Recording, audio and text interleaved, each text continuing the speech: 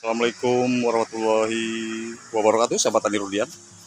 Nah, di sini yang Rudian sore hari, ya 4 hari yang lalu lah ya kalau nggak salah, atau 5 hari ini. Ya Rudian update juga sebenarnya perkembangan daripada pohon durian usia di bawah 1 tahun seperti ini untuk durian duri hitam. Andai pun nanti sudah 1 tahun usianya, akan saya coba-coba di top pruning ya, supaya nanti tidak nunduk ya, tidak begini aja ya, miring atau kiri atau ke kanan lemas gitu ya, atau bisa mengapuk gitu kan, nitrogen itu kebanyakan juga kan mengakibatkan loyonya pada durian. Itu pun saya pruning di sini nih penggantinya, atau top pruning gitu ya. Nah, di sini nih. Ini yang calon pengganti batang primer di sini sahabat tani. Supaya apa, nanti kan di sini persabangannya panjang. Panjang ini batang utamanya kokoh, kekar. Kalau cengkeh itu cepat berbuah dan mudah untuk melakukan perawatan dan pemanenan gitu. Kalau model top pruning pada pohon cengkeh mah kan gitu. Tanaman durian kan kalau sebawah udel aja, di bawah lutut saya kan nggak mungkin juga nanti saya biarkan, saya eksekusi sampai dibiarkan dahan bawahnya paling tidak seudel saya ya, 1 meter aja dari atas permukaan tanah. Dan ini nanti setelah dipotong jadikan batang primer baru, dia akan naik gitu sahabat tani ya. Kalau mau sekarang juga dieksekusi bisa aja sih sebenarnya.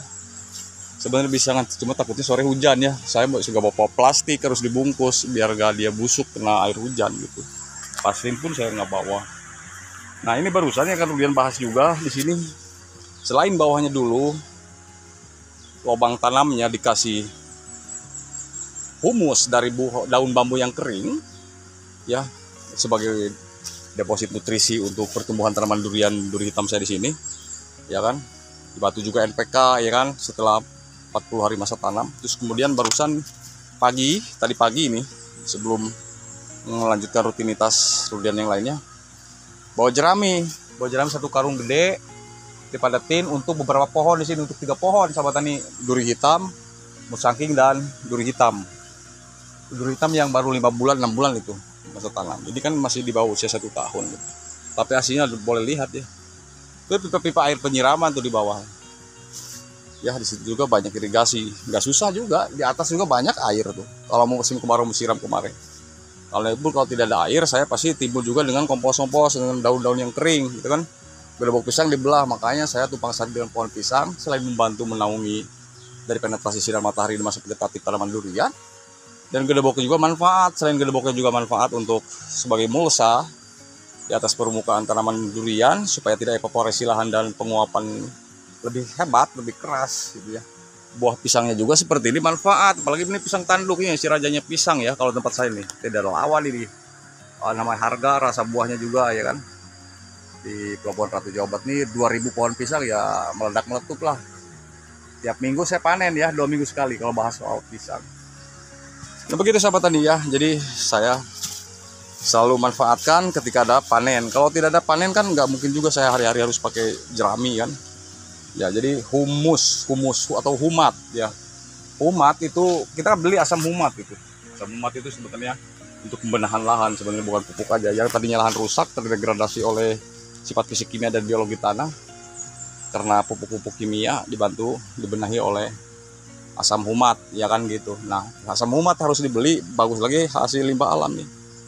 Terus begini, unsur mikronya tidak seberapa banyak komposisinya di dalam ini nih kandungan jerami, tapi kan sangat esensial sekali untuk setiap tanaman, bisa menjaga porositas tanahnya semakin gembur, tidak terlalu padat gitu kan.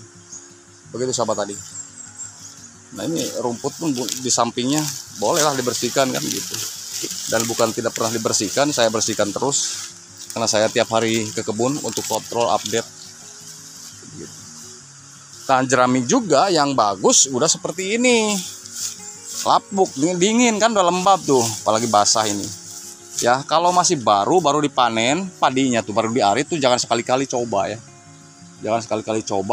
diletakin di sini ya, malah nanti dia ngisep nitrogen yang ada di dalam tanah. Kemudian nitrogen yang dalam tanah itu habis, tanaman kita yang diserang oleh tanah ya. Jadi makanya sering kejadian kuning daun titulah ya, harusnya kan hijau daun seperti ini, hijau royo-royo supaya dia membantu masa proses fotosintesis di pagi hari sampai siang. Daunnya kuning itu kan tidak akan berjalan. Kalau rusak-rusak begini kan diakibatkan ini juga tidak bagus sebenarnya, rusak oleh kalau belalang ya. belalang sebagai makanan pokok belalang ini kan. Kemudian memang hampir tidak pernah ini melakukan insek maupun pungi pada tanaman durian di sini. Biar imunnya kuat lah ya, nggak dibiasakan dengan obat-obat racun-racun kimia seperti insek maupun pungi gitu ya. Selain itu juga nggak sedap untuk badan saya, berbahaya. Kalau mau tuh ya dari buah-buah ini berenuk ya, kalau di tempat saya yang bulat kayak bola itu. Dibelah, direndam, dimasukin ke dalam tong, disimpan sekitar 1 bulan aja. Kalau airnya diambil semprotkan, itu boleh itu sebagai pestisida. Ya kita sering-sering aja sahabat tani, bukan cuma sama durian ini aja baru mengenal saya jerami ya, bahkan sama durian-duri hitam yang sudah berbuah kemarin, buahnya sudah saya jual, saya tester satunya, sudah saya lakukan hal-hal seperti itu.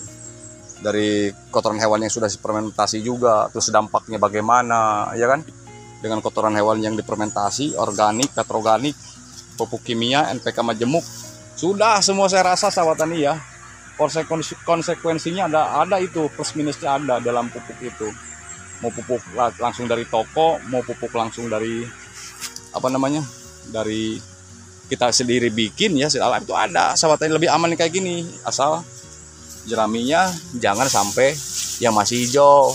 Rumput juga boleh, asal jangan yang masih seperti ini hijau digeletakin kan. Kalau saya nggak main, bisa dibuang aja jauh-jauh, kecuali udah kering baru saya letakin sini. Kalau saya sih, kalau orang lain biarin aja lah. Kalau saya, ini kalau saya pribadi sahabat tani, karena bukan cuma 1 tahun 2 tahun saya ya memiliki ataupun membeli lahan ini. Bayangin aja, lahan ini, blok ini 2009 saya bayar, sampai sekarang saya masih bertahan. Hitung aja sudah berapa belas tahun, hampir 20 tahun ya.